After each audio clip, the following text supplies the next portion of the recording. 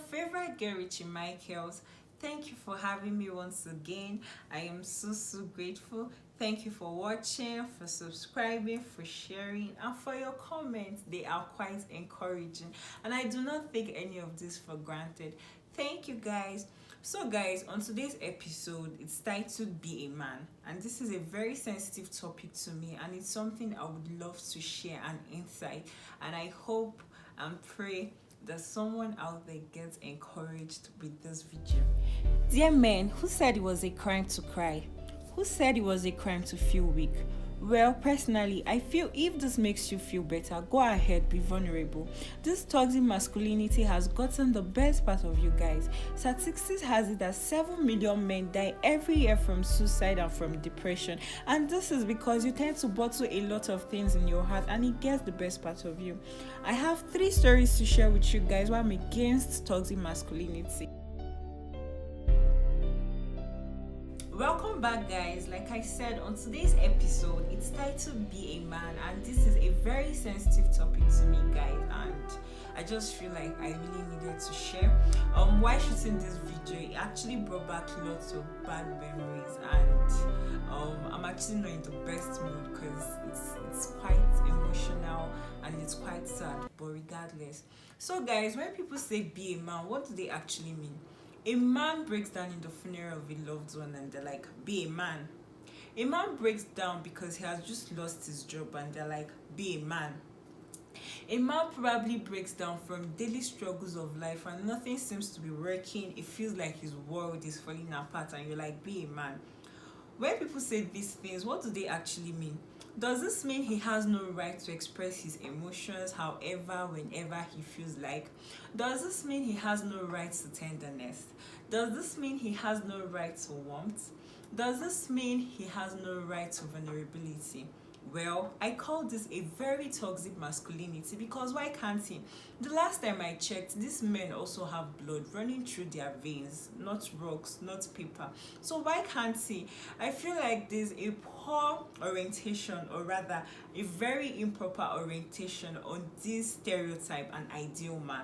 And so, because of this, certain men, certain guys, when they feel they can't do something, they feel like they are weak, and they wouldn't want the society to stem them a weak man, a this man, and they always want to keep up with that stereotype even when it's killing them, even when they're not having it. And I'm saying this not because I feel like, oh, I've heard stories, but because I've actually had personal experiences and I have these things that has affected people really close to me, and I'm going to share 3 stories, and I'm totally against this due to the poor orientation of this stereotype. An ideal man, every guy wants to be ideal and they forget they are also human. So in essence, they keep the human parts aside and everybody wants to be ideal. They want to be top notch, they want to be perfect, they want to be strong, they want to be domineering, they want to be the alpha males. I get you guys are trying to prove a point, but it's okay to fall, it's okay to cry, it's okay to feel vulnerable, because at the end of the day, these things kill you guys silently and we are tired of losing you guys. Statistics has it that men are more suicidal than women, and it varies from races and it varies from countries. So I do not understand why you guys will not just say it. Just say it. Just confide in someone. And this is really personal to me because I feel because of this very toxic masculinity, I've actually lost someone, yeah, because he probably doesn't know what to say. He doesn't know where to start from. He doesn't know how the society was going to paint him. And it's really disheartening because I feel at the end of the day, we're all humans and every human has a breaking point. Okay, so guys, I have this friend after uni where he's still working, he got married, and he happens to be a very free-spirited person, like whichever one you want, like it goes. And he got married to someone and he probably told her that part of him and they got comfortable with it and they started living. But at some point, according to him, he felt like she was always making decision and she had crossed the boundary, and he protested against it. And then he's like, okay, no more, anything you want to do in this house, just let me know, I'm the husband. And from that moment onwards, guys, she started hitting him.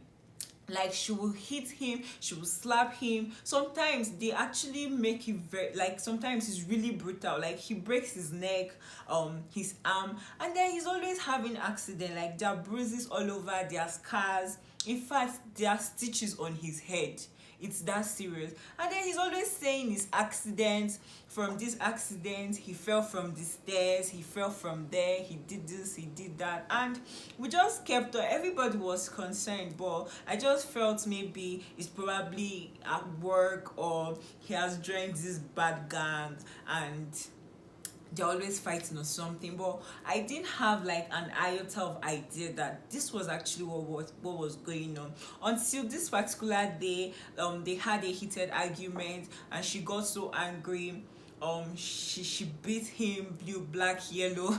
She actually left him in his own pool of blood, and that was when he called his friend, and they took him to the hospital. And he was there for a long time, and at the end of the day, he actually got paralyzed from his waist down. And he said he was done with the marriage, he said he was done with her. And I feel this is something that would have been avoided. Like he would have probably told someone, a family, or I don't know. But I just feel if he actually spoke up earlier, this thing wouldn't have happened. He was scared of how they were going to see him. He didn't know where to start from. I don't know what was going through his mind, but at the end of the day, he actually lost his legs. Like he literally cannot walk as we speak.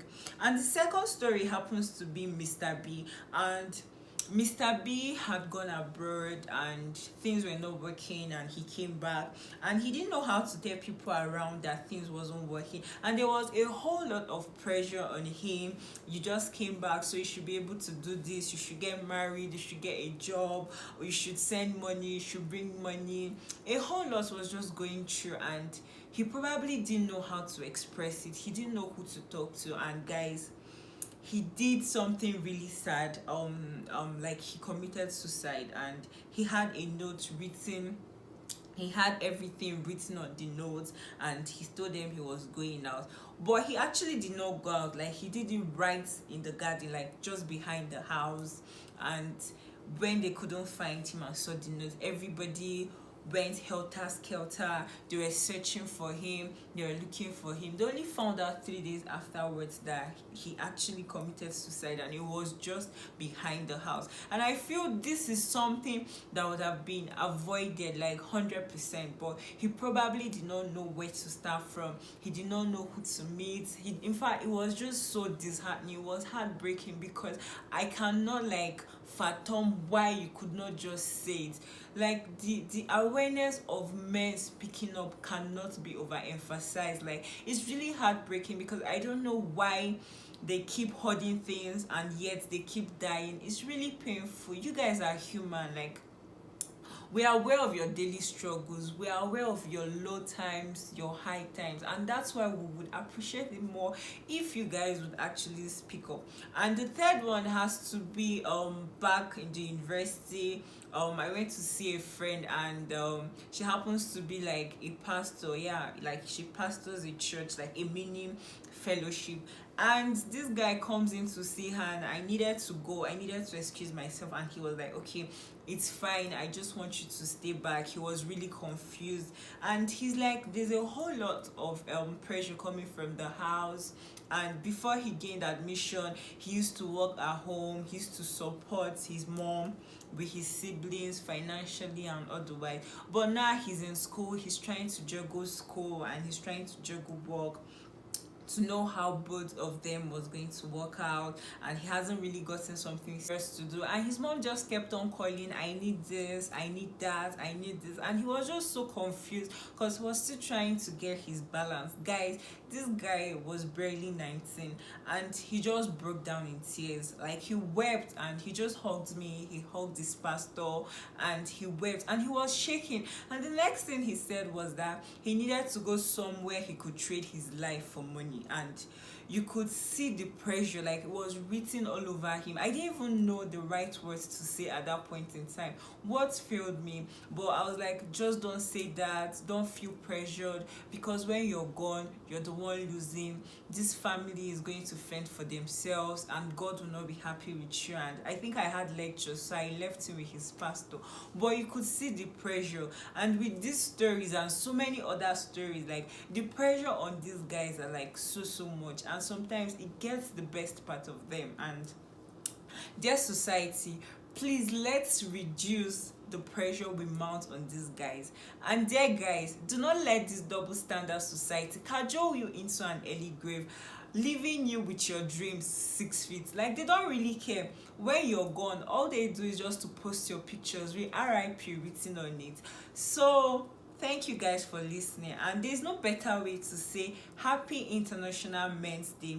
Dear men, you are amazing, you are strong, you are enough. We see your incredible, amazing kindness, your resilience, your hard work, and we are so grateful, and we appreciate all of you. My husband, my family, my fathers, my uncles, I just appreciate everybody, like the whole men out there, my friends, well wishers. Happy International Men's Day. Thank you for watching. See ya.